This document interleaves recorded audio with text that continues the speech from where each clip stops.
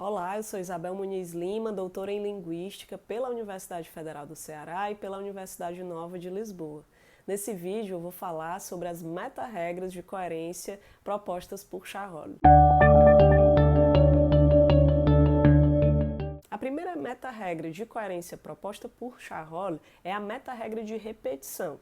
Irandé Antunes vai dizer que essa meta-regra diz o seguinte: para que um texto seja coerente, é preciso que ele comporte em seu desenvolvimento linear elementos de estrita recorrência. Essa meta-regra, portanto, ela diz respeito aos diferentes modos de voltar a uma parte anterior do texto para estabelecer com essa parte algum tipo de ligação. Esse aspecto, a meta-regra de repetição, tem relação direta com as estratégias de reiteração coesiva, que envolvem, por exemplo, o uso de paráfrases, o uso de paralelismos, repetições propriamente ditas e os recursos de substituição. Essa meta-regra cobre a ideia, segundo menciona Irandé Antunes, de termos um texto coerente, um texto que seja sequenciado, que tenha um desenvolvimento homogêneo, contínuo, sem rupturas. A segunda meta-regra é a meta-regra de progressão.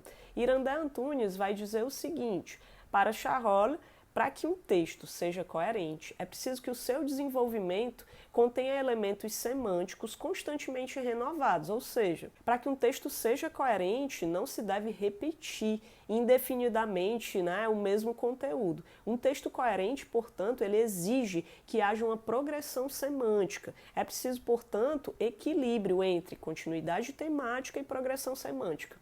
Além disso, a informação nova ela não pode ser introduzida no texto de qualquer jeito. Um elemento novo ele deve estar sempre em associação, uma relação de associação com outros elementos previamente introduzidos. A terceira meta-regra é a meta-regra de não contradição. Irandé Antunes explica que para Charolles, para que um texto seja coerente, é preciso que, em seu desenvolvimento, não se introduza nenhum elemento semântico que contradiga um conteúdo posto ou pressuposto anteriormente.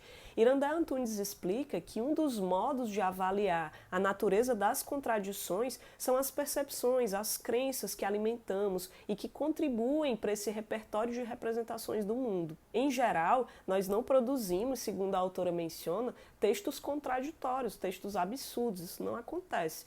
Porém, às vezes, no processo de aprendizagem da escrita, a gente pode ter ali situações em que os alunos cometam alguns deslizes devido, por exemplo, a uma seleção lexical feita de modo inadequado. Então, esse é um fator muito interessante para ser trabalhado em sala de aula. A quarta e última meta-regra de coerência proposta por Charolles é a meta-regra de relação. Irandé Antunes explica que, segundo Charolles, para que um texto seja coerente, é preciso que os fatos que ele expressa estejam relacionados entre si no mundo representado.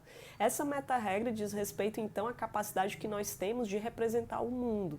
Ela estabelece que os indivíduos, os fatos, as ações, as ideias, os acontecimentos ativados em um texto devem ser percebidos como associados, como relacionados entre si. Para se aprofundar mais sobre as meta-regras de Charolles, eu sugiro a leitura da tese da Cleane Sá. Nessa tese, Cleane Sá investiga a hipótese de que seria possível e pertinente relacionar a coerência e a coesão à análise da organização tópica, a fim de articular os parâmetros de avaliação dos aspectos textuais em redações do Enem. Esses foram os fragmentos de linguagem de hoje, espero que vocês tenham gostado. Aproveite e assiste os outros vídeos aqui sobre os fatores de textualidade. Há uma sequência de vídeos em que eu vou falar dos parâmetros propostos por Beaugrand e Dressler. Aproveita e dá uma olhadinha nesses vídeos. Muito obrigada mais uma vez e até a próxima!